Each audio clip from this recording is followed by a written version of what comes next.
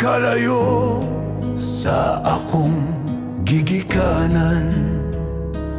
Kung lantawon nako ang unahan, naaninaw ko gugmang gitakdan.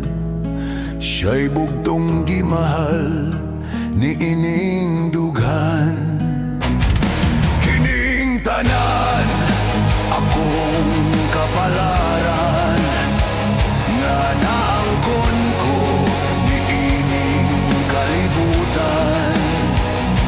Niya ako nagpaanod-anod lang, ang pagbuot sa langit maoy matuman. Apan buhing paglaom ko na matuman kining mga damgo. Ang gugmata may gipanumpan,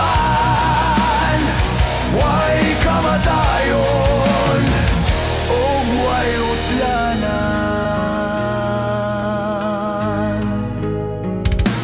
Busa mahal paabot dalang ug saligi na akong ampingan. Isaad ko sa langit nung gugmata, bisan asa ako handumon ka.